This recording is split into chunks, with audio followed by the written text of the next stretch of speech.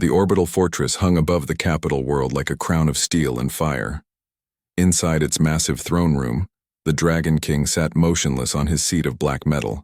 His scales gleamed red and gold under the artificial lights. Each scale was the size of a human hand. His eyes, ancient and yellow, stared at nothing in particular. Sovereign Kashvex, the Eternal Flame, had ruled the Draconis Empire for 300 years. His people, the Draconids, stood 12 feet tall and breathed actual fire.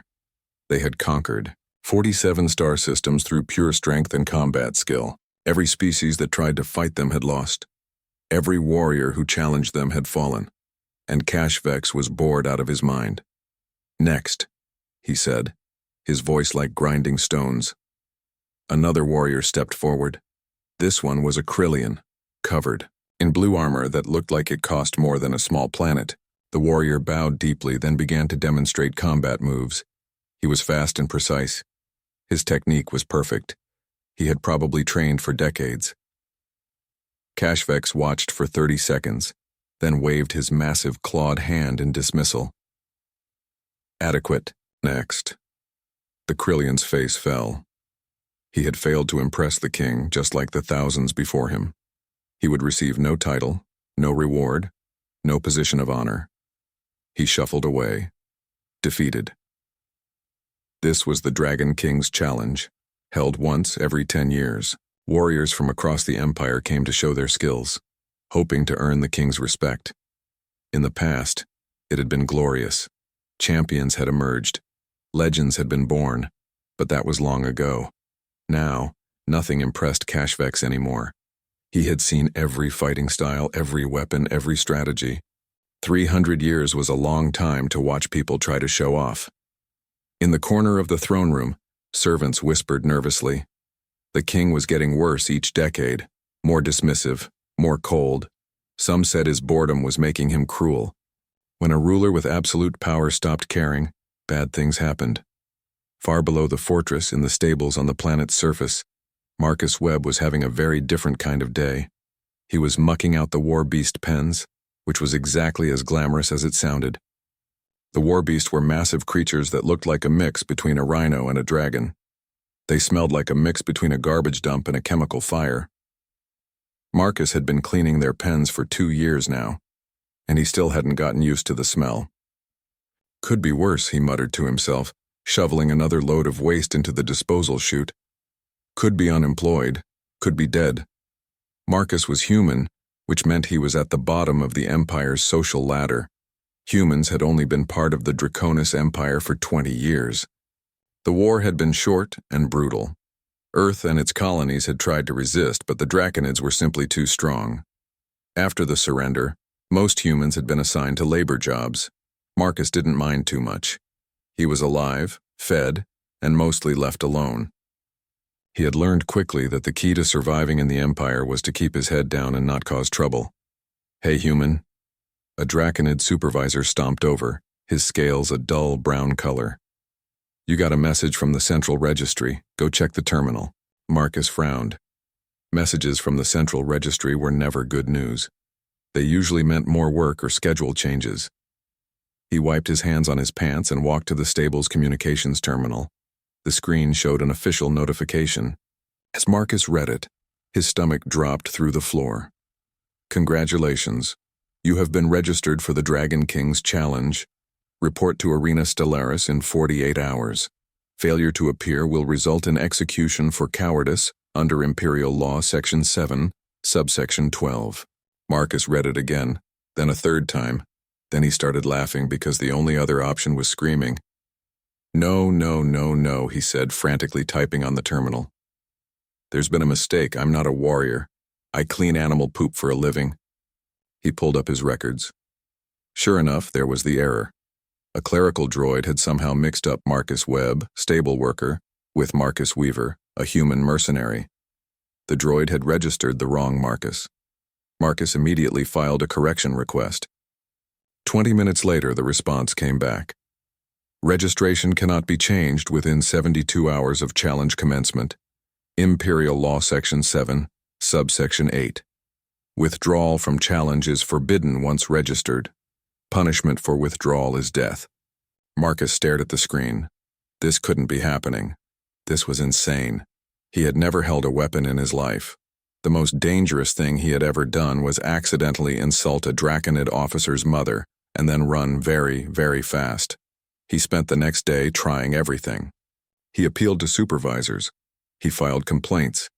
He even tried to find the human mercenary named Marcus Weaver to explain the situation. Nothing worked. The imperial bureaucracy was absolute. Once something was registered in the system, it might as well have been carved in stone by ancient gods. On the second day, Marcus sat in his small quarters and accepted his fate. He was going to die in the arena, probably within the first 5 minutes.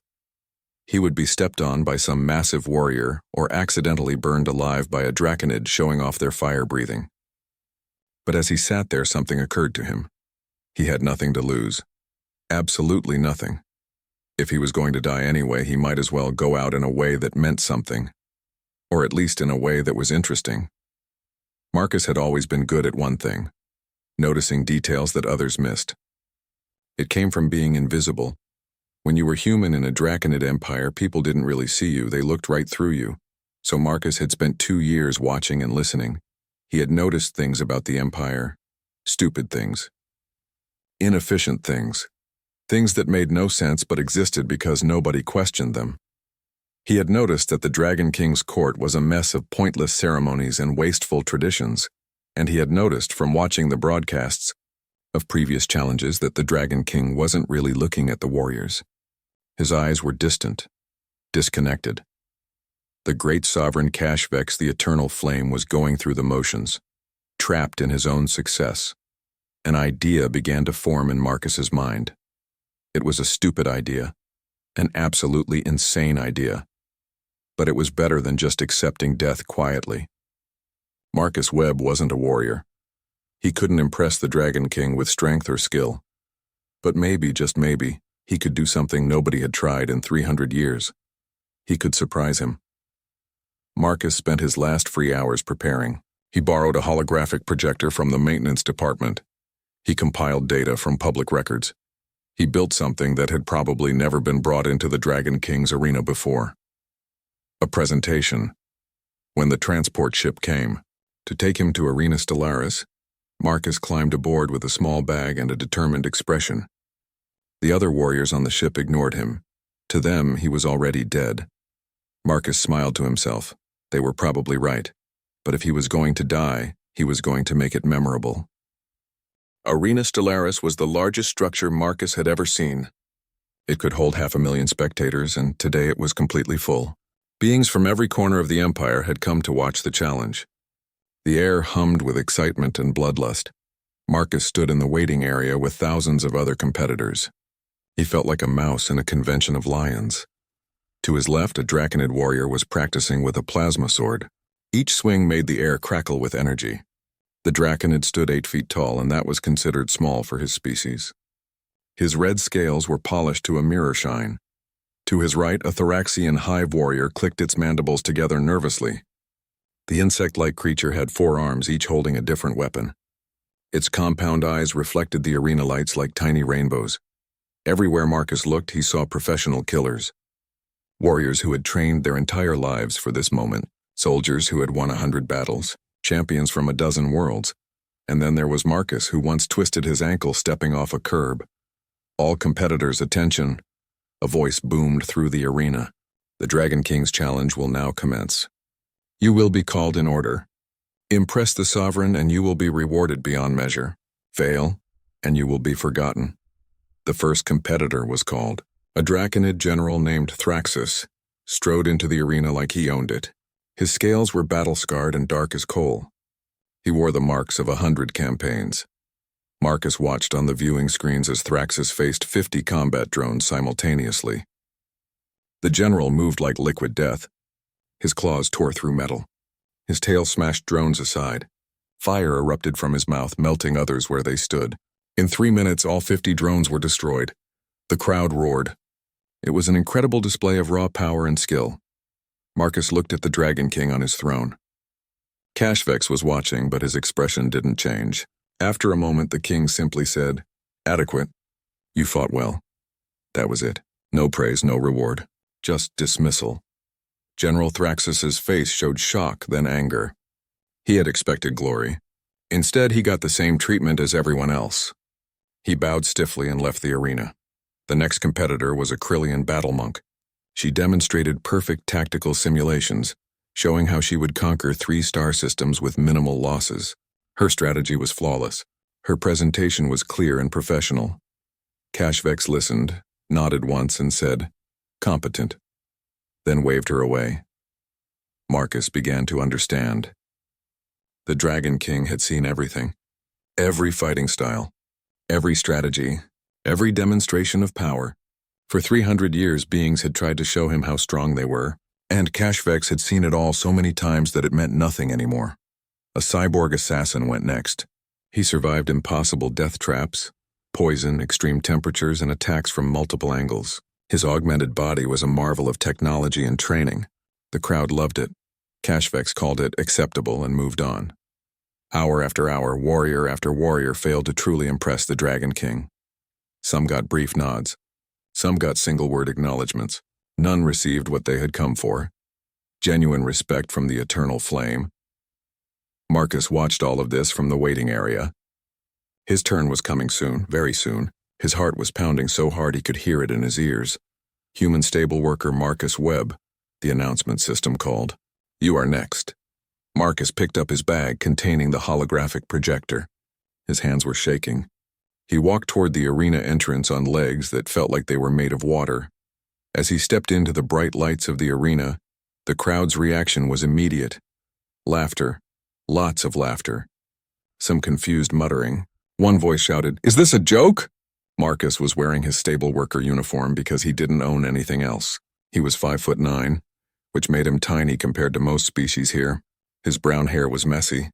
He wasn't muscular or impressive in any way. He looked exactly like what he was, someone who definitely didn't belong in this arena. The laughter grew louder.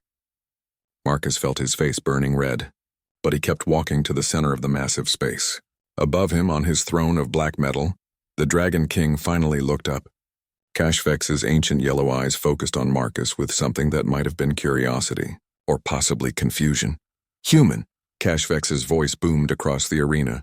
"State your challenge." Marcus swallowed hard. His mouth was dry. This was it. The moment where he either did something memorable or died trying. He set up the holographic projector. His hands fumbled with the controls, but he got it working. A large display materialized in the air above him, visible to everyone in the arena. The title appeared, "Imperial Organizational Inefficiencies, a Comprehensive Review." The laughter stopped. Confusion replaced it. Warriors looked at each other. What was happening? This wasn't a demonstration of combat. This wasn't a strategic proposal. This was a business presentation. The Dragon King leaned forward slightly. His massive head tilted to one side. "Explain," he commanded. Marcus took a deep breath. His voice came out stronger than he expected. "Your Majesty, I've spent 2 years working in your empire, and I've noticed that while your military is incredibly efficient, almost everything else is a complete disaster." Gasps echoed through the arena. Several guards reached for their weapons. "You didn't insult the Empire in front of the Dragon King, that was suicide." But Kashvex held up one clawed hand. The guards froze. "Continue," the king said. Marcus clicked to the next slide. It showed a flowchart. "This is the process for filing a simple maintenance request in the Imperial facilities. It requires 47 signatures from 17 different departments. The average processing time is 6 months. For comparison, your conquest of the Baleria system took 3 weeks. A few nervous laughs came from the audience. Marcus was either incredibly brave or incredibly stupid, possibly both. Next slide, Marcus continued, his confidence growing. The Royal Warbeast stables, where I work, are located 6 kilometers from the training grounds. These creatures each weigh about 4 tons. Do you know how much they defecate during transport? I know, I clean it up. We waste approximately 14 hours per week just moving animals back and forth. Solution: build the stables next to the training grounds. Estimated savings: 200,000 credits per year and 1 stable worker's sanity. More laughter now, but different. Not mocking, genuine amusement. Marcus showed a pie chart. This represents how the Dragon King spends his time. 60%, Ceremonial duties that could be handled by assistants, 20%. Listening to reports that could be sent digitally, 15%. Traveling between locations that could be connected by direct transit, 5%. Actual governance and decision-making. The throne room officials looked horrified. This human was roasting their entire system, in public, during the sacred challenge. But something strange was happening. The Dragon King was leaning forward more. His eyes were focused. For the first time in decades, Cashvex was actually paying attention. Marcus showed his final slide. It was a simple graph with 2 lines. One line labeled military efficiency went up. The other line labeled everything else went down. Your Majesty, Marcus said, looking directly at the massive dragon on the throne. You're not bored because these warriors aren't impressive. They're incredible. You're bored because you've built an empire so focused on conquest that you've trapped yourself in meaningless routine.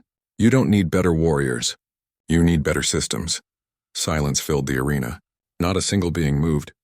Not a single breath was heard. The silence lasted 10 full seconds. To Marcus, it felt like 10 years. He stood in the center of the arena, holding a holographic projector, waiting to see if he would live or die. The Dragon King stared at him. Those ancient yellow eyes revealed nothing. Cashvex's massive clawed hands gripped the arms of his throne. His tail, thick as a tree trunk, slowly swayed back and forth. Then something happened that nobody expected.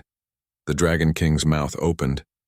His teeth, each one the size of a knife, gleamed in the light. A sound came from deep in his chest. It started as a rumble like distant thunder. Then it grew, and grew. Cashvex, the eternal flame, threw his head back and laughed. It was a real laugh, deep and booming. It shook the walls of the arena. It echoed off the dome above. It was the sound of genuine amusement, the kind that comes from being truly surprised. The Dragon King laughed for a full minute. His whole massive body shook with it. Fire flickered between his teeth. Tears formed at the corners of his eyes. The entire arena stared in shock. Court officials stood frozen. Warriors looked at each other in confusion. The guards didn't know what to do. Many beings in the audience had never heard the Dragon King laugh before. Some didn't even know he could. Finally, Cashvex's laughter died down. He wiped his eyes with the back of one massive hand. He looked at Marcus with an expression that might have been respect. Or maybe just fascination. Human, the Dragon King said, his voice warm for the first time in decades. What is your name? Marcus Webb, Your Majesty. Marcus replied, trying to keep his voice steady. Marcus Webb. Cashvex tested the name. In 300 years, thousands of warriors have come before me. They showed me strength, skill, strategy, and courage. All things I have seen 1,000,000 times. But you showed me something I haven't seen in 80 years. The king stood up from his throne. At his full height, he was terrifying, 12 feet of muscle, scales, and ancient power. He stepped down from the platform and walked toward Marcus. Each step made the ground tremble. Marcus's instinct was to run. Every survival sense in his human brain was screaming at him to get away from the giant predator approaching him. But he stood still. There was nowhere to run anyway. Cashvex stopped a few feet away. He looked down at the small human. You showed me truth wrapped in humor. You had the courage to tell me that my empire, the greatest military force in the galaxy, is run by idiots, including me. I didn't say you were an idiot, Your Majesty, Marcus said quickly. I said your systems are inefficient. Same thing, Cashvex rumbled, but there was amusement in his voice. You are the first being in 300 years to truly impress me. Not with strength, but with audacity. Therefore, I grant you the title of Royal Advisor on Unconventional Matters. You will work directly with me to fix these inefficiencies you mentioned. The arena erupted in chaos. Voices shouted in protest. A human? A stable worker? This is an outrage. Warriors who had competed for glory couldn't believe what they were seeing. Court officials looked like they might faint. General Thraxus, the Draconid who had fought the combat drones, stepped forward. His dark scales seemed to darken further with anger. Your Majesty, with respect, this is inappropriate. The human did not demonstrate combat prowess. He did not show strategic genius. He showed disrespect to our traditions. Cashvex turned his massive head toward the general. And you demonstrated everything I've seen 10,000 times before. Which was more impressive, General? Which made me feel something for the first time in decades? Thraxus's mouth opened, then closed. He had no answer. He bowed stiffly and stepped back, but his eyes burned with resentment as he looked at Marcus. Over the next few weeks, Marcus discovered that being a royal advisor was both better and worse than being a stable worker. Better because he had his own quarters, good food, and people didn't ignore him anymore. Worse because now everyone noticed him, and most of them hated him. The Draconid noble family saw him as an insult to their culture, a weak human in a position that should belong to a strong warrior. The military commanders viewed him as a threat to their way of life. The court officials resented him for pointing out their inefficiencies, but the Dragon King protected him. More than that, HFY seemed genuinely interested in Marcus's ideas.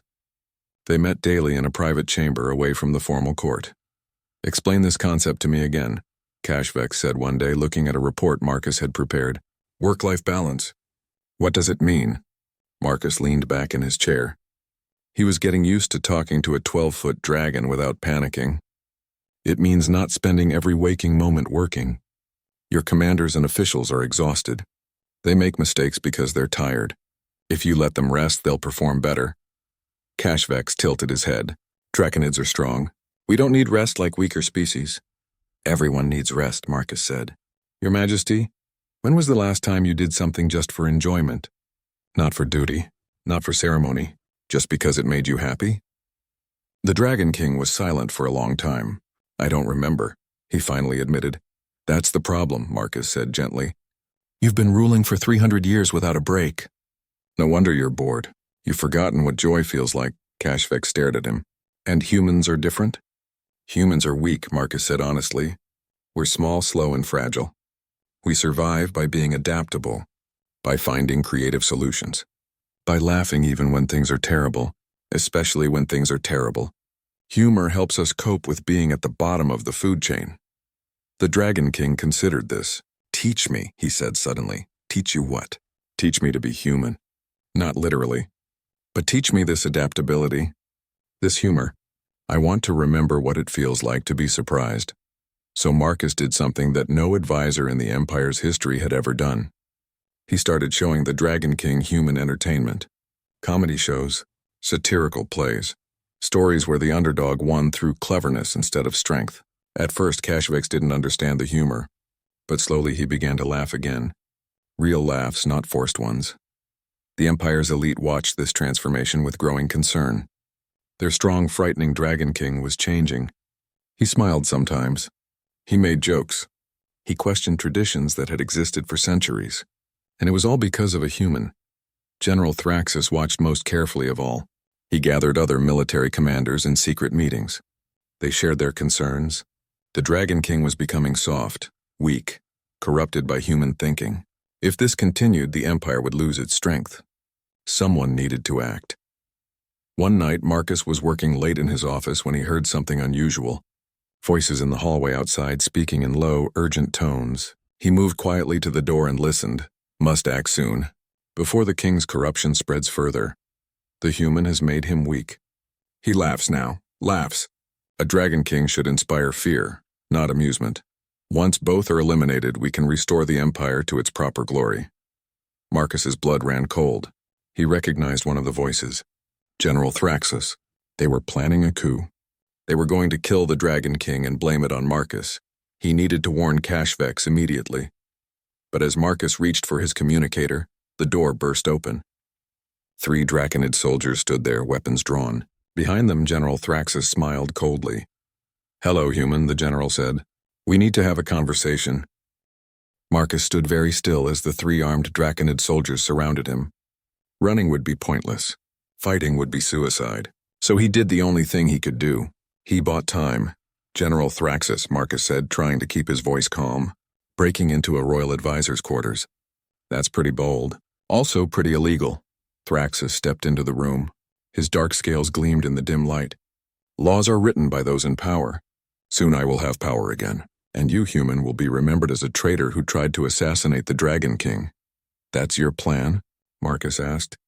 "Kill the king, blame me, take over?" "Simple plans work best," Thraxus replied. "The other commanders will support me.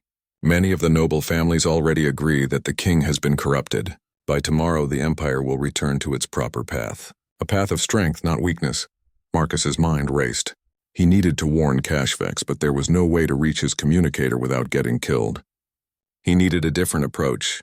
A human approach. "Can I ask a question before you kill me?" Marcus said. Thraxus looked amused. "Why not? Dead humans tell no tales. Why do you think strength and laughter can't exist together?" Marcus asked. "The Dragon King hasn't become weak. He's still the same warrior who conquered 47 star systems. He's just not miserable anymore." "A ruler who laughs is a ruler who has lost respect," Thraxus said firmly. "Fear is what holds an empire together." "Fear is what tears empires apart," Marcus countered. "History is full of empires built on fear. They all fell. Want to know why? Because people who are afraid don't think creatively. They just follow orders until the orders stop making sense. Then everything collapses." One of the soldiers shifted uncomfortably. Marcus noticed. He pressed on. "You're afraid too, General. That's what this is really about. You're afraid that if the Dragon King doesn't need warriors to solve every problem, then warriors become less important. You're afraid of becoming obsolete." Thraxus's eyes narrowed. "Enough talk. We're wasting time." He gestured to the soldiers. "Take him to the detention cells. Make sure nobody sees you." But as the soldiers moved forward, something unexpected happened. The door burst open again. This time it wasn't soldiers. It was servants. Human servants along with workers from other subject species. They poured into the room, 20 of them, armed with cleaning equipment, tools, and improvised weapons. Leading them was an older human woman named Sarah, who worked in the palace kitchens. "Sorry we're late, Marcus," she said, holding a heavy metal pan like a club. "We came as soon as we got your signal." Marcus blinked. "My signal?"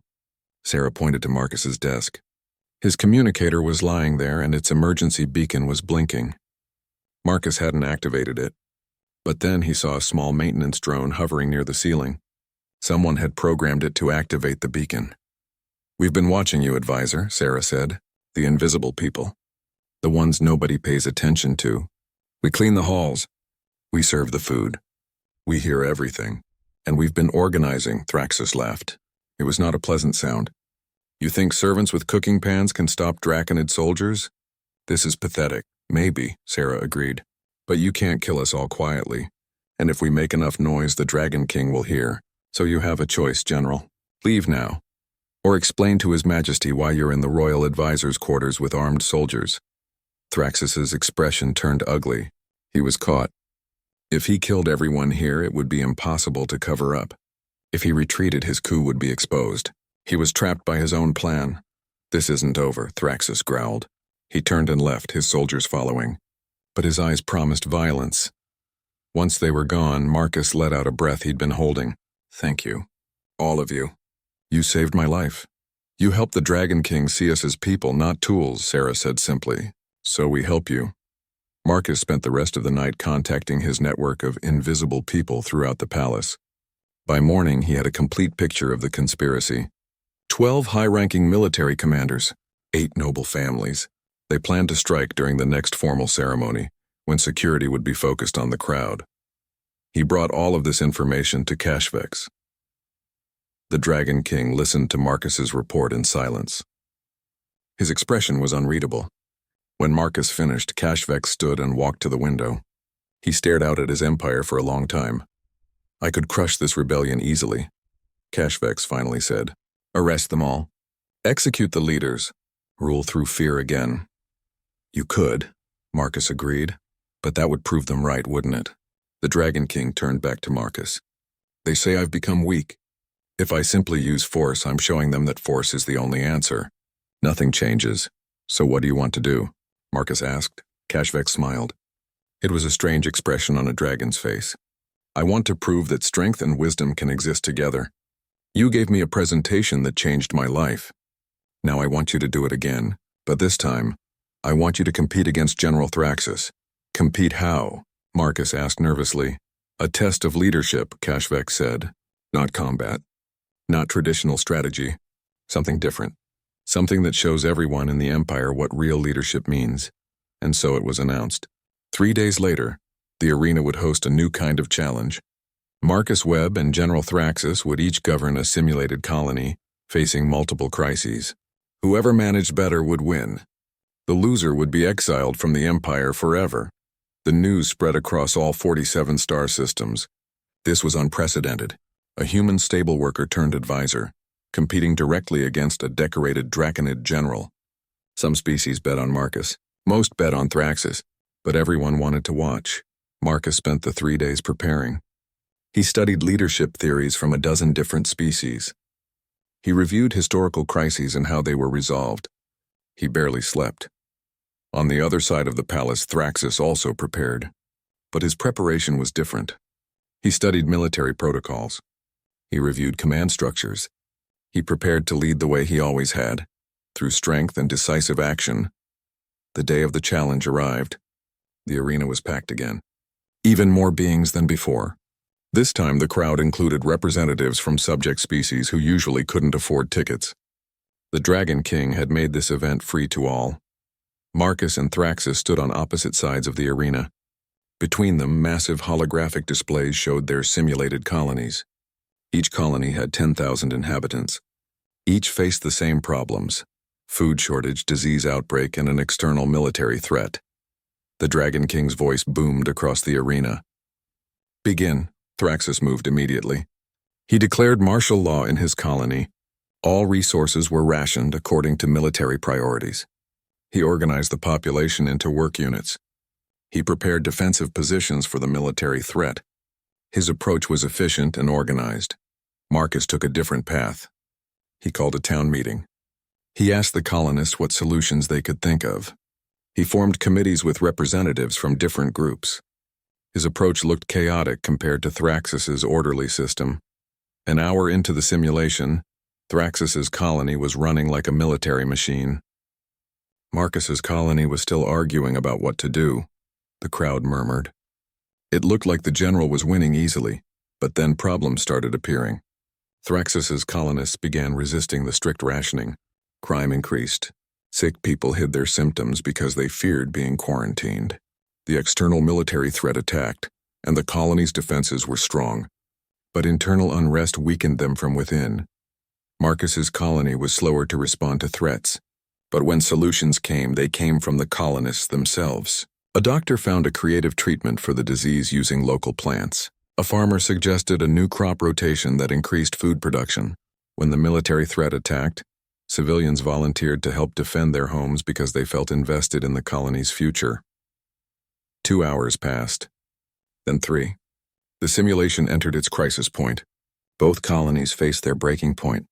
Thraxus's colony was efficient but brittle. One major system failure could collapse everything. The general doubled down on control, increasing restrictions. Marcus's colony was messy but flexible. When problems appeared, people worked together to solve them. But it was barely holding together. Then the simulation threw its final twist, an unexpected natural disaster. An earthquake. Neither leader had prepared for this. Thraxus's reaction was immediate. He redistributed resources according to priority. Military first, then infrastructure, then civilians. By the book. By the rules. The right military decision, but it broke his colony. The civilians, already resentful of martial law, rebelled. Half the population rioted. His efficient system collapsed into chaos. Marcus stared at the holographic display showing his simulated colony in chaos. The earthquake had destroyed half the infrastructure. People were trapped in collapsed buildings. The food supplies were ruined. The hospital was damaged. Everything was falling apart. For a moment, Marcus felt the weight of failure crushing him. He had tried his best, but it wasn't enough. The colony was going to collapse just like Thraxus's had. Then he did something that surprised everyone in the arena. He stopped. Marcus stood in front of the holographic interface and did nothing. The crowd murmured in confusion. Was he giving up? Had he frozen? After a full minute of silence, Marcus activated the colony-wide communication system. His avatar appeared before every simulated colonist. "Everyone," Marcus's voice said in the simulation, "I need to tell you something. I failed." The crowd in the real arena gasped. What was he doing? Leaders didn't admit failure in public. That was weakness, but Marcus continued.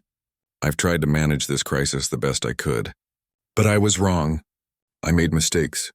I didn't prepare for everything. and now people are dying because of my failures. In his simulated colony, the rioting slowed. People stopped to listen.